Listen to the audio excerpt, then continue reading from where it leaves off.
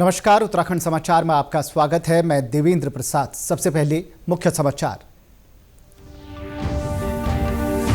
जैसलमेर में आयोजित जीएसटी परिषद की बैठक में लिए गए महत्वपूर्ण निर्णय। 45 चावल के कर की दर घटाकर 5% की गई।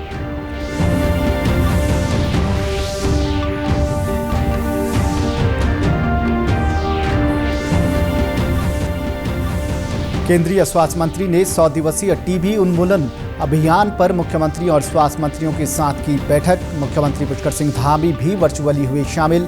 अभियान को सफल बनाने पर हुआ मंथन।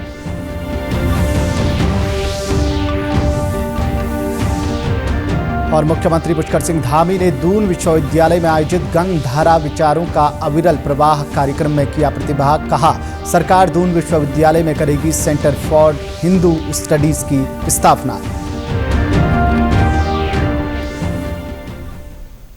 राजस्थान के जैसलमेर में कल वस्तु एवं सेवा कर परिषद की 55वीं बैठक संपन्न हुई। बैठक में वस्तु एवं सेवा कर से जुड़े कई फैसले लिए गए। केंद्रीय वित्त मंत्री निर्मला सीतारमण की अध्यक्षता में हुई बैठक में राज्यों के मुख्यमंत्रियों, उप मुख्यमंत्रियों, वित्त मंत्रियों और वित्त मंत्रालय के अधिकारियों ने हिस्सा लिया।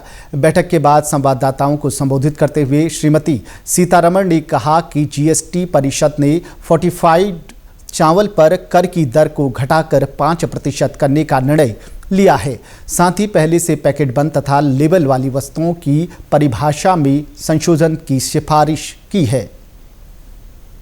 Gene therapy, which is now very critical for life-saving measures taken for very life-threatening diseases, have been totally exempt. SAM system is very important in defense.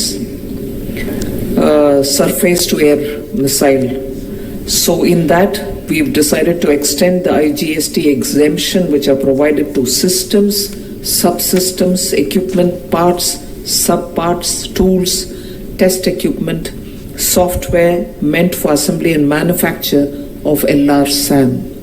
All of them have always been exempted, but now the exemption is further extended.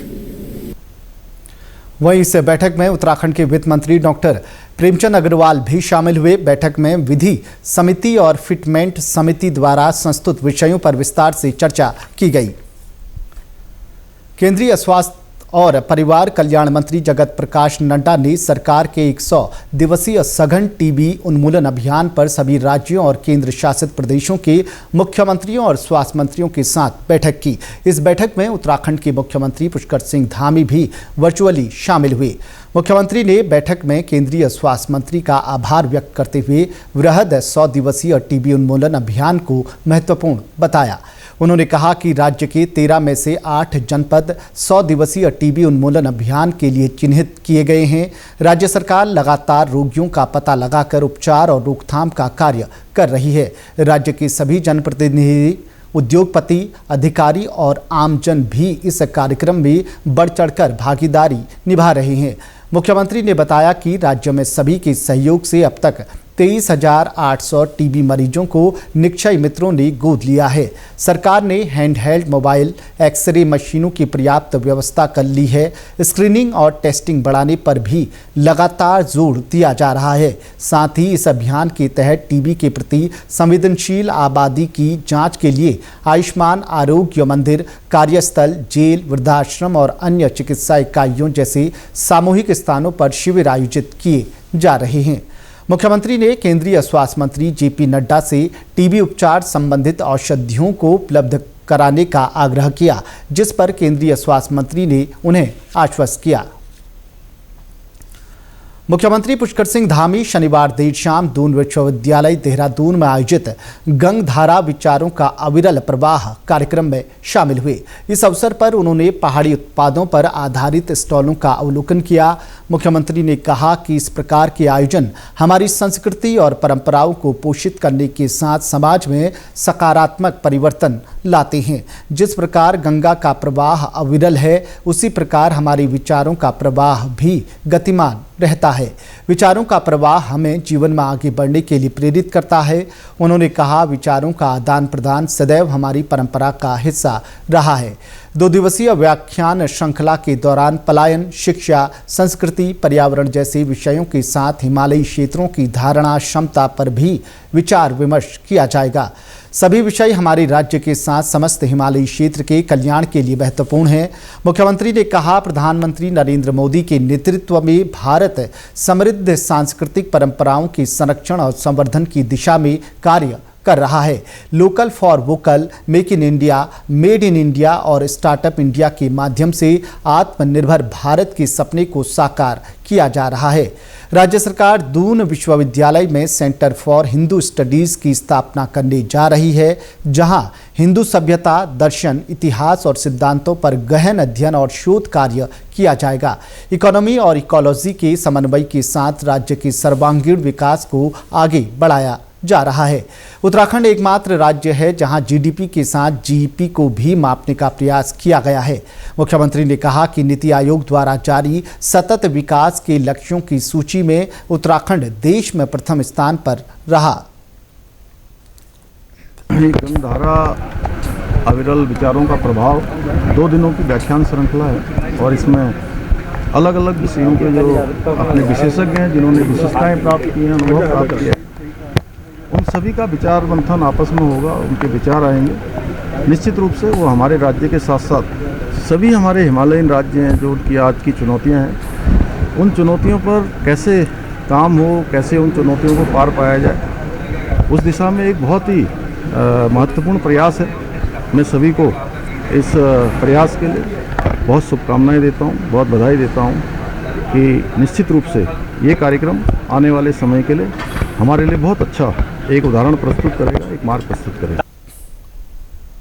Prayagraj Mahakumbh 2025 में उत्तराखंड का अपना pavilion होगा। प्रयागराज मेला प्राधिकरण ने उत्तराखंड राज्य को sector 7 Kailashpuri मार्ग पूर्वी पटरी प्रयागराज में भूमि निःशुल्क आवंटित कर दी है। इस भूमि पर उत्तराखंड राज्य का पंडाल सजेगा, जहां महाकुंभ में आने वाले श्रद्धालुओं को उत्तराखंड की समृद्ध संस्कृति की झलक भी देखने को मिलेगी।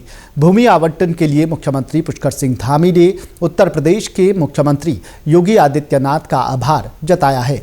उन्होंने कहा कि मां गंगा और यमुना का उद्गम क्षेत्र उत्तराखंड है।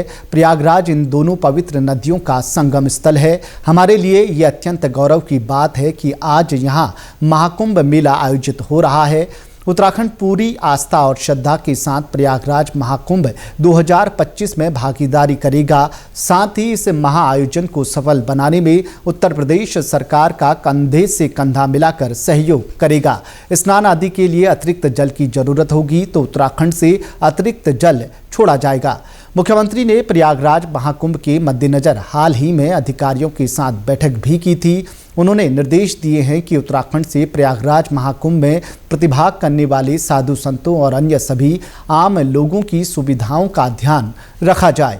इसके लिए परिवहन की व्यवस्था भी सरकार करने जा रही है। पिछले दिनों मुख्यमंत्री योगी आदित्यनाथ की ओर से उत्तर प्रदेश की कैबिनेट मंत्री बेबी रानी मौर्य और राज्य मंत्री ब्रजेश सिंह ने देहरादून पहुंचकर राज्यपाल गुरमीत सिंह और मुख्यमंत्री पुष्कर सिंह धामी को महाकुंभ के लिए विशेष रूप से आमंत्रित किया है।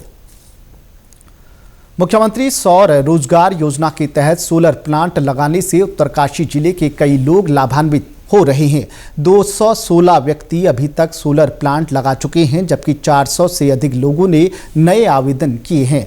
पलायन से खाली हो चुके गांवों को पुनः आबाद करने में इस योजना से मदद मिल रही है। इसके लिए कई पूर्व सैनिक आगे आए हैं। जब मैं गांव आया तो मैंने देखा गांव सुनसुना पड़ा है। जब मैं फौज में भर्ती हुआ था उस टाइम हमारे गांव में बहुत अच्छी चहल पहल थी और आज हमारे गांव जो है, गांव में कोई रहने के लिए नहीं है। मकान अच्छे अच्छे बना दिए हैं लेकिन उन घरों में कोई नहीं है। तो मैंने सोचा कि मैं अपने गांव के लिए क्या कर सकूं या गांव वापसी किस प्रकार से हो सके।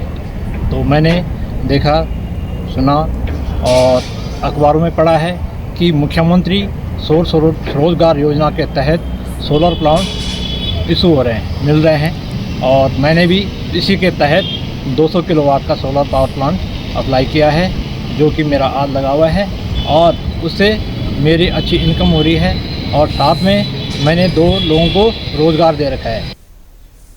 पूर्व सैनिकों की पहल देखकर कई लोग अब स्वरोजगार के लिए गांव लौटने की सोच रहे हैं और मुख्यमंत्री स्वरोजगार योजना के लिए आवेदन कर रहे हैं।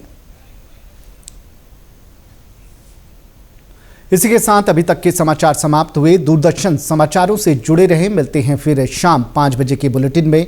नमस्कार।